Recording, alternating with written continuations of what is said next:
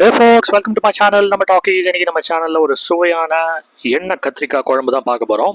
So first வந்து இலுப்புச்சட்டியில ஒரு 5-6 spoon எண்ணெய் ஊற்றிக்கோங்க. அதுக்கப்புறமா ஃபர்ஸ்ட் வந்து வெந்தயம் அதுக்கப்புறமா வந்து பச்சை வேர்க்கடலை ஒரு கைப்பிடி அளவு போட்ட பிறகு சாட்டே பண்ணுங்க ரெண்டுத்தையும்.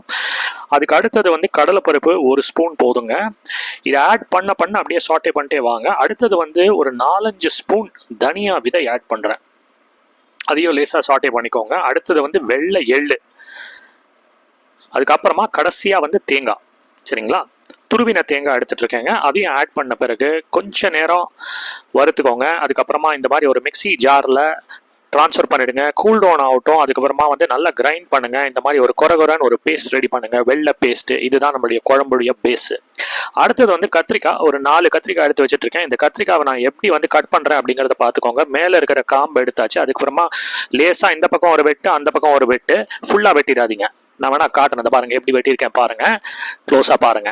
இப்போ அடுத்தது மறுபடியும் எலுமிச்சட்டியில ஒரு 5-6 ஸ்பூன் எண்ணெய். இந்த எண்ணெய் கத்திரிக்காய் அப்படிங்கிறது காரணம் வந்து இந்த கத்திரிக்காயை வந்து நம்ம அப்படியே போட்டு நல்லா எண்ணெயில வதக்குறோம். அது வந்து நல்லா சாஃப்ட் ஆகிற வரைக்கும் நல்ல கிளாஸியா இருக்கும். கண்ணாடி பதம் சொல்லுவாங்க இல்லையா, அது வரைக்கும் வந்து அந்த மாதிரி பண்ணிட்டே இருங்க. மீன் வாயில் வந்து நம்ம வந்து ஒரு டொமேட்டோ பேஸ்ட், பிளெயின் டொமேட்டோ ஒன்று கட் பண்ணி ரெடி பண்ணிக்கோங்க, பேஸ்டா ரெடி பண்ணிக்கோங்க. அடுத்தது வந்து இங்க பாருங்க நல்லா சாஃப்ட் ஆயிடுச்சு இந்த கத்திரிக்காய்.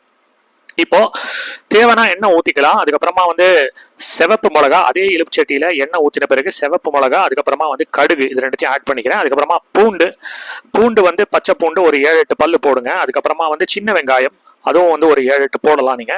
அதுக்கப்புறமா கருவேப்பிலை, இது எல்லாத்தையும் போட்டு சாட்டே பண்ணுங்க. அந்த கருவேப்பிலை, வெங்காயம் இதெல்லாம் வந்து ஒரு மாதிரி வதங்கின பிறகு நீங்க வந்து இந்த டொமேட்டோ பேஸ்ட்டை ஆட் பண்ணிருங்க.